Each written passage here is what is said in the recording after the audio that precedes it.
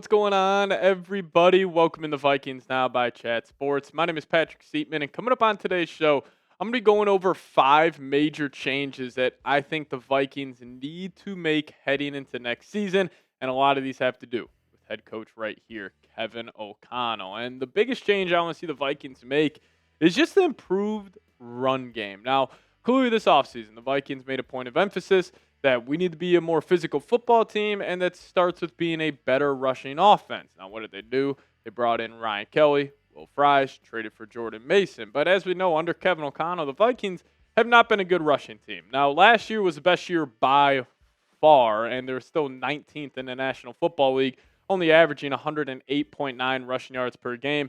Back when Madison was the lead back in 23, only averaged 91.4, which was 29th. And then even with Dalvin Cook in 2022, Vikings won 13 games that season. Still, we're 27th in the league in rushing yards per game. And I think the biggest reason, looking back on it, why did the Vikings fall short against the Lions in Week 18 and the Rams in the wild card weekend? I think the biggest reason was because of the run game. Because, you could chalk it up to, Kevin O'Connell got too pass happy. Obviously, Darnold was terrible in both these games. But how do you kind of negate a bad quarterback performance? It would be running the football and doing it more, consistently, because we really saw the Rams, front four get after in that wild card game. And if you would have had a run game to go behind the pass game, they wouldn't have been able to, pin their ears back, get home to the quarterback, because they knew pretty much on every single second and long, third and long, the Vikings were passing the football. But when you have a run game, that could just switch up the whole feel of the offense. And there's really no excuse, at least across the offensive line for the Vikings, not being able to run the football. Like, you spent that premium draft pick, your only premium draft pick this year, on a left guard in Donovan Jackson. You picked up Ryan Kelly and Will Fries in free agency. You have a whole new left side of the offensive line to the left of Brian O'Neill, and now Darisaw back, Jackson, Kelly, and Fries. There's no excuse, at least among the offensive line, to not have a run game. And you also got, in my opinion, the most underrated running back in the NFL on your team now, and that's Jordan Mason. And, last year was San Fran, 153 carries, 789 yards, 3 touchdowns, had a long run of 38 yards. But I really do think the, advanced analytics show how special Mason was, because I think all of us naturally see like a running back do really well in the Kyle Shanahan system, and we just give the credit to the Shanahan system, where I thought it was kind of the opposite this past season, where, yes, that system is still very, very good for Shanahan, but I thought Jordan Mason, really took that to a next level. Even with Christian McCaffrey being out. But here are all the running backs in the NFL last season who had 150-plus carries and averaged over 5 yards per carry. You obviously have the top 3 backs in the NFL, in my opinion, in Derrick Henry, Saquon Barkley, and Jahmyr Gibbs. Then you also had Bucky Irving, a awesome running back, 4th-round pick last season. But then the 5th guy on that list was Jordan Mason. But it even goes further than that, because we view Jordan Mason as this physical, explosive running back, but he's also incredibly elusive. So going up the left right here is yards after contact per attempt. And you see Jordan Mason kind of near the top right of your screen. You see Bucky Irving. He's right to the left of him.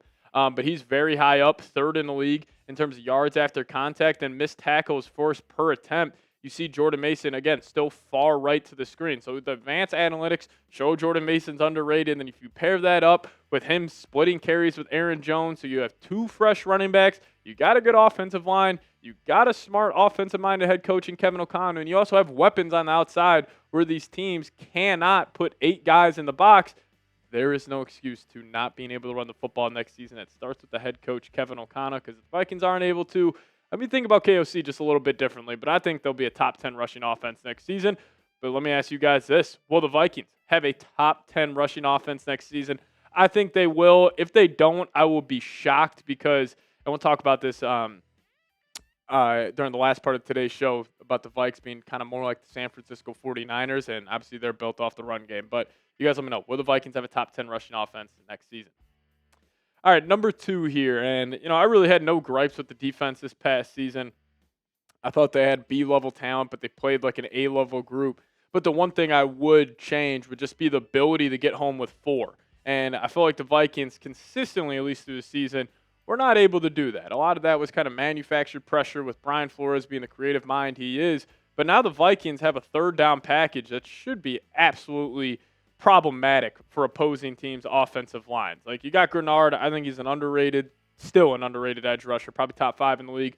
Van Ginkel, second-team All-Pro. You got first-round pick Dallas Turner. And then he brought in 2 guys on the interior that can get home to the quarterback, Javon Hargrave, Jonathan Allen. And, even though the Vikes, they were top 3 in sacks last season, they still struggled to get home with 4. And I think we really saw that in the games against the Lions and the Rams, where the Vikings, yes, they can manufacture a sack here and there with just, Brian Flores' creative defensive mind. He can manufacture probably 2 to 3 sacks per game.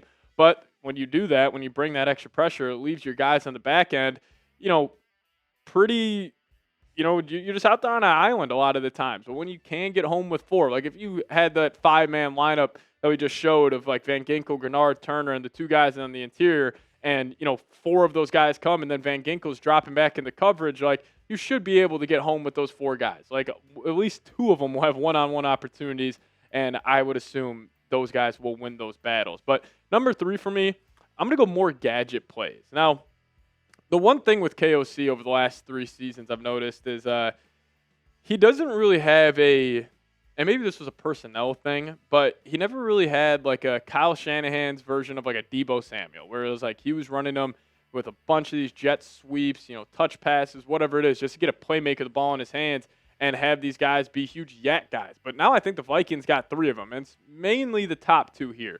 Ty Felton and Rondell Moore, and I guess more specifically Rondell Moore in this situation, because we know Rondell, if you go look up his games against the Vikings, go watch those highlights, a lot of those are gadget plays where he's taken, a possible small gain, he's turned it into a home run play just because of how explosive and elusive he is with the football in his hands. But I would like to see KOC to incorporate more of like that Shanahan, Deebo Samuel, even Ayuk would get a lot of those plays in his arsenal. Like just use these guys like Felton, Rondell more. And also like we saw Jordan Addison. I remember week 4 against the Packers last season, they gave him that end around. He put his foot in the ground, looked like it was going nowhere, but he ended up finding the end zone on that play. I just want to see more of those incorporated in the offense instead of like the classic KOC Jefferson pass trick play, which, he goes to at least twice a year, it seems like, and it never, ever works. But we'll get to 2 more changes here in a second. But we got a sweet deal going on right now at chatsports.com/Vikings hoodie, where some Vikings hoodies are up to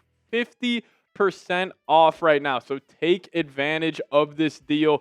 I got this link in the comments section and description of today's show. Just click it, find any Vikings hoodie you like, and you guys will see a great deal. Some of these are up to 50% off. I love this one, the big MIN. I'll probably end up getting that right after today's show. So if you guys want to get one as well, head to chatsports.com/Vikings hoodie. Got that link for you guys in the comments section and description of today's show. All right, so the 4th change I want to see the Vikings make here, and we're going to go back to Jordan Addison's tagline, a free 3. Now, I was doing a little experiment by myself right before we filmed this, and I was just curious. How many teams would Jordan Addison be the wide receiver 1 on? And I think it's a lot more than you think. This guy is, honestly, I think one of the most underappreciated, just rated wide receivers in the league, because obviously Jefferson gets all the attention. He gets all the love for this offense. But Addison, and specifically last year in the second half of last season, he was awesome. Because remember, I think it was like it was heading into the bye, which was week 6, like the first 5 weeks of the year.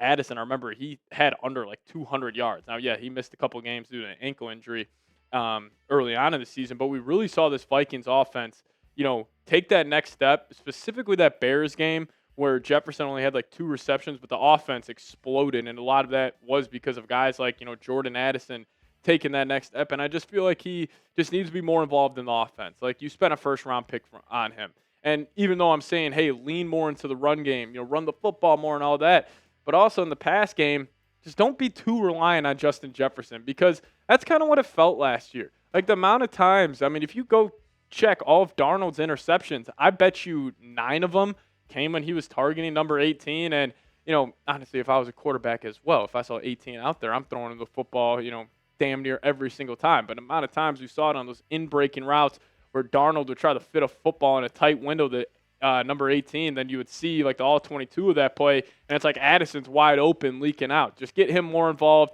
I want to see him have a 1,000-yard season for the Vikes, but you guys place your bets for me. Over under 950 yards for Jordan Addison next season. Give me an O for over. Give me a U for under. How you feeling about JA heading into the next season? If he has a 1,000-yard year, I would be pleasantly surprised. But we'll see. I think he will do it. But you guys let me know. O for over, U for under. All right, number 5 here.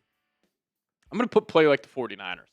And I'm not talking about last year's Niners. I'm talking about the Niners that made the NFC Championship game with Purdy in his first year starting, then made the Super Bowl the following season. I want to see the Vikings play like that football team. And, the reason I think of the Niners, because I've been saying this on the channel for the last 2 seasons when Kwesi took over, I think his master plan all along was to build a roster similar to the Niners with Purdy on a rookie deal. Now they got JJ on a rookie deal where it's like you are elite in the trenches. You got elite playmakers. You got an elite coaching staff.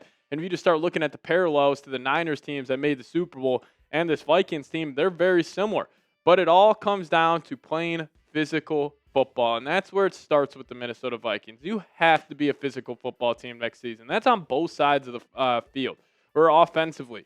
When you're playing the Minnesota Vikings next year, I want the number one thing other people are saying about how to stop the Vikings is like, we got to stop that run game. We got to stop Jordan Mason, Aaron Jones. And then it's like Justin Jefferson, Jordan Addison. That's kind of the icing on the cake. But the meat and potatoes of this team, I think, has to be the physicality. And also on the other side of the field, with the front four, with their ability, hopefully this season, to get home with just sending 4 guys instead of sending the house on every single play. Like, that's where the Niners were so successful. Now, I guess one difference defensively, the Vikings don't have that, blue chip linebacker like a Fred Warner, but they got the blue chip edge.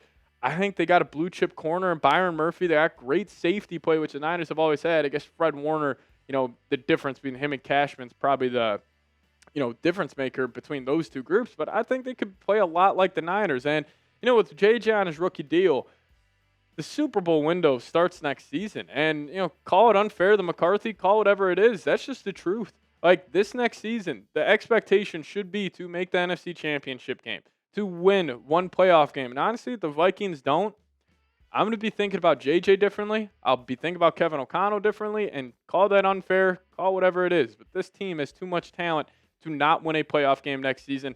Take advantage of these numbers.